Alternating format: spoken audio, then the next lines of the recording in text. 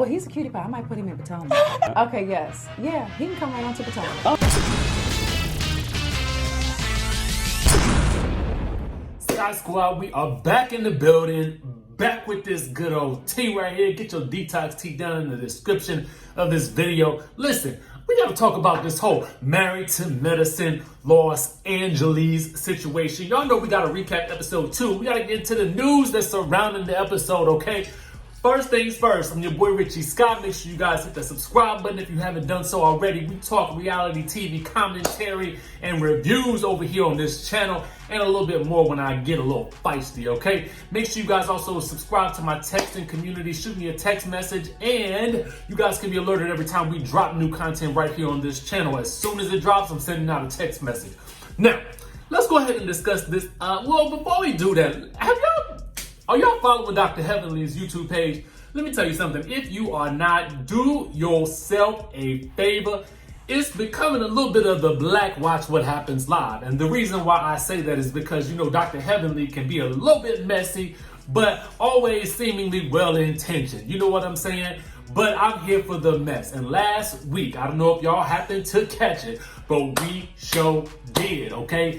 Basically, what had happened was she had that good Leah Diaz, who is so far looking like a friend on this season of Married to Medicine LA, because she hasn't gotten necessarily the proper introduction. You know what I'm saying? Like the whole package, you know what I mean? But she keeps on being referred to as Dr. Imani's friends throughout these first 2 episodes, but we will see her in action next week. Anyway, she having a discussion with Dr. Heavenly. I think Imani jumps on, and then they talking about something about how Jazmin was doing a live and how she has said she used to get beat up or jumped in the streets of the South Central, okay?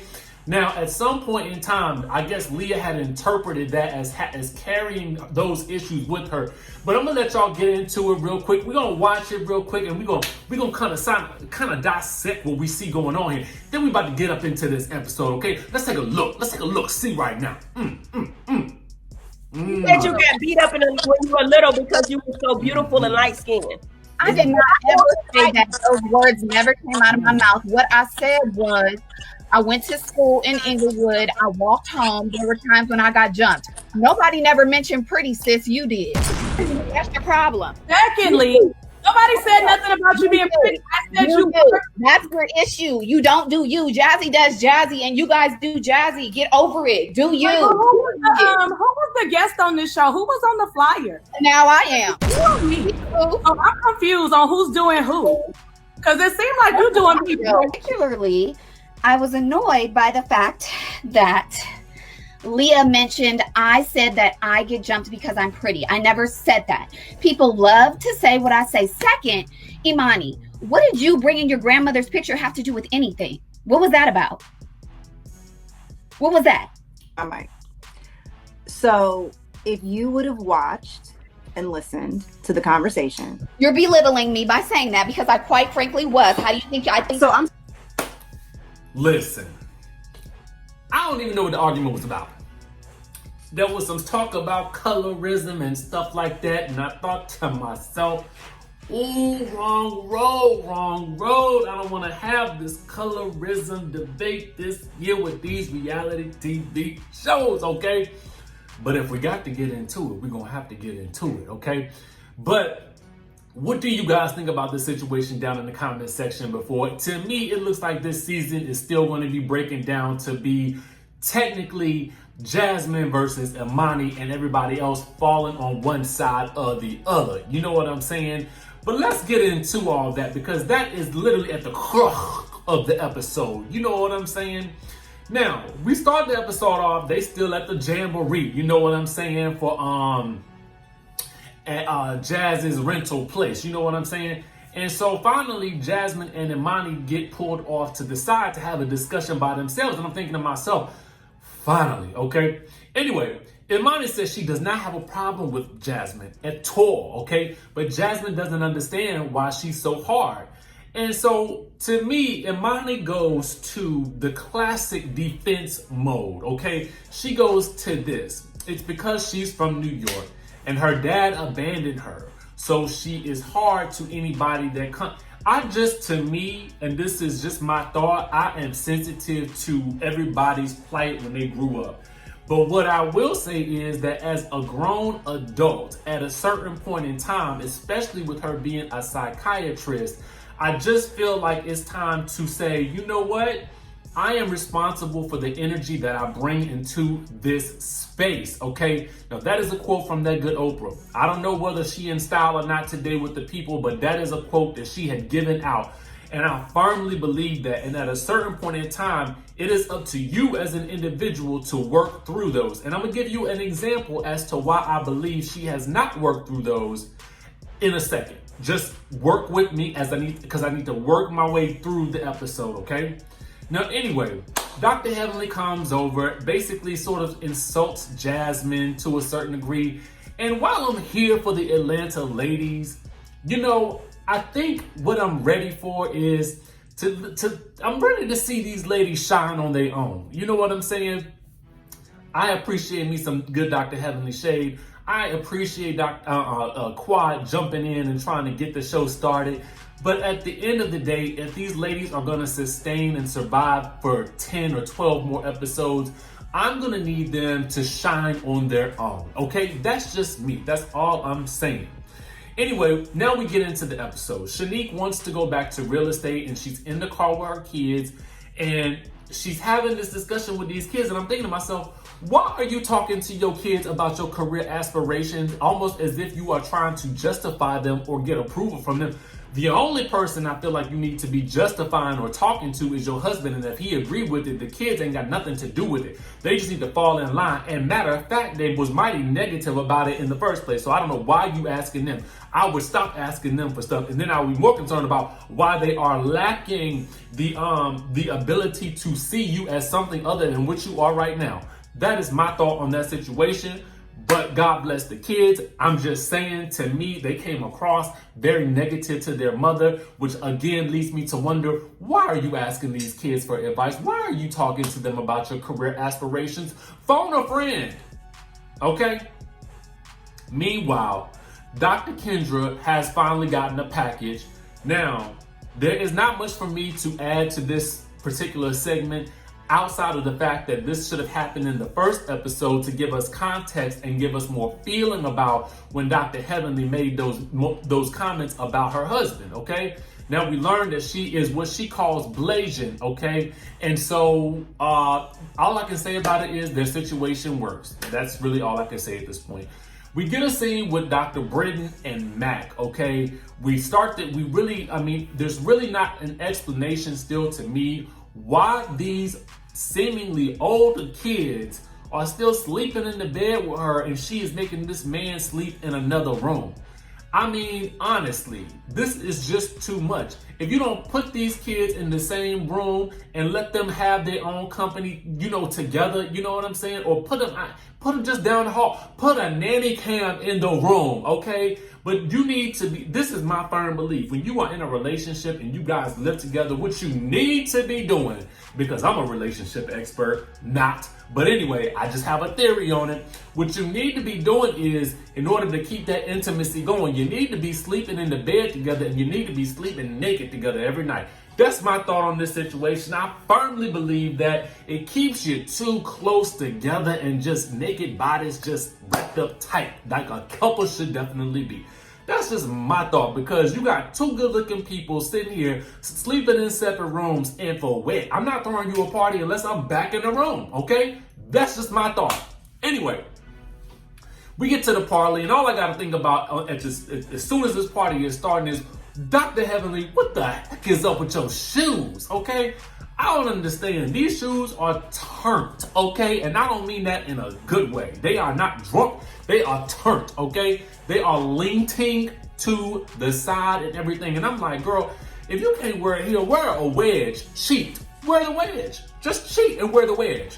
Don't even try to go all full heel if you can't do it. Wear a wedge, a platform heel, a chunky heel. You know what I'm saying? Heck, even a tennis shoe. You know what I'm saying? Throw you on a good Gucci or a Balenciaga shoe that everybody is wearing and call it a day. You know what I mean?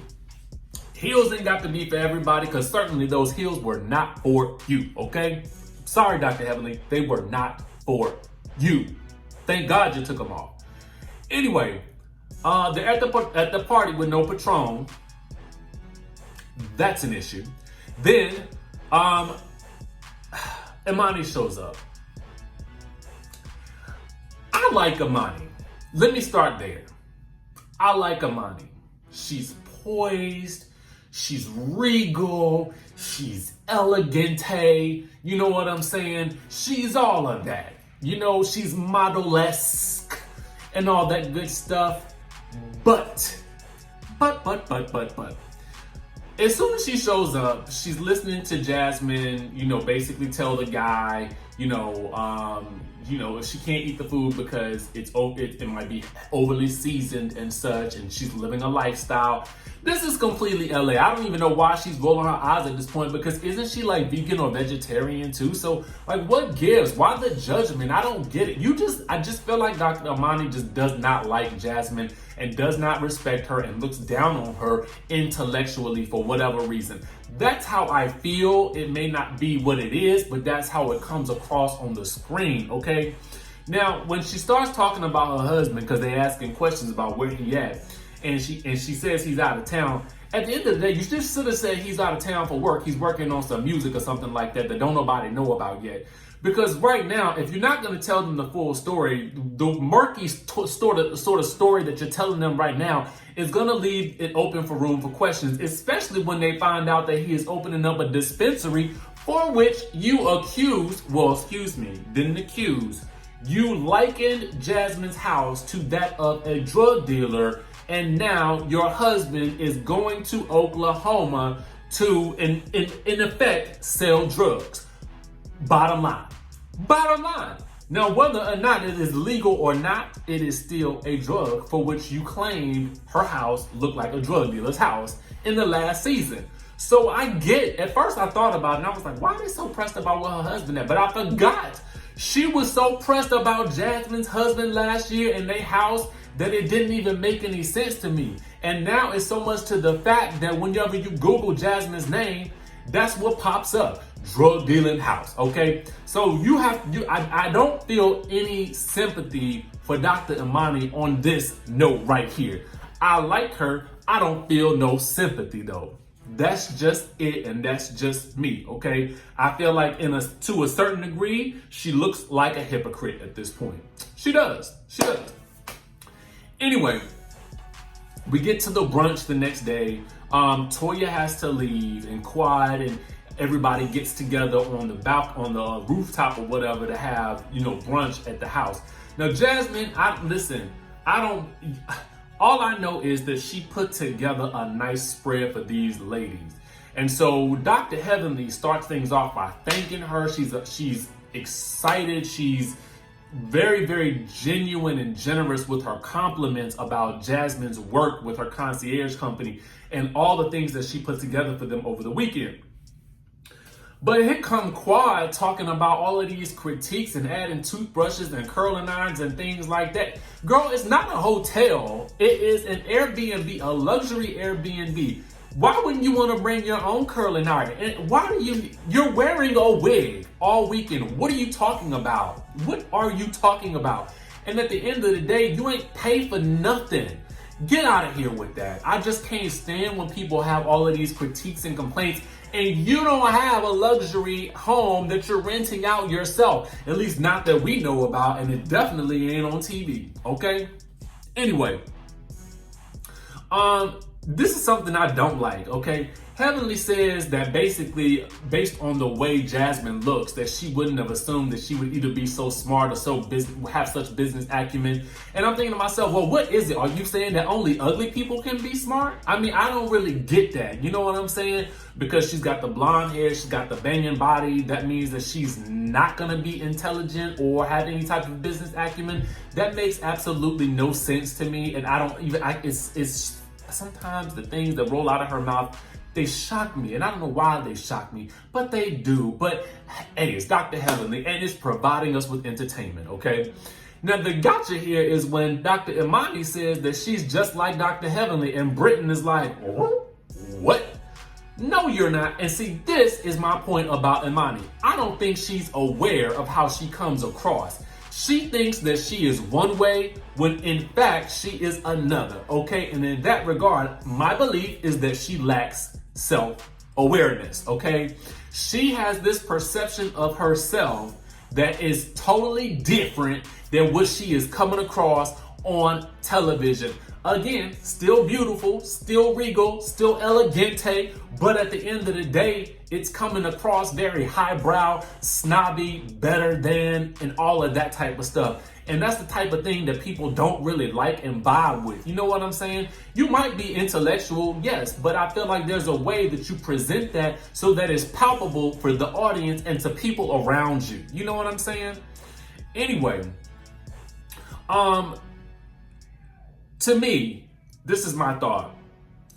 I don't understand why when they separate right after the brunch and Imani is having dinner with Britton and Shanique and Jazmin are having dinner together. The two factions are split up. They're having dinner, separate dinners and drinks and stuff like that.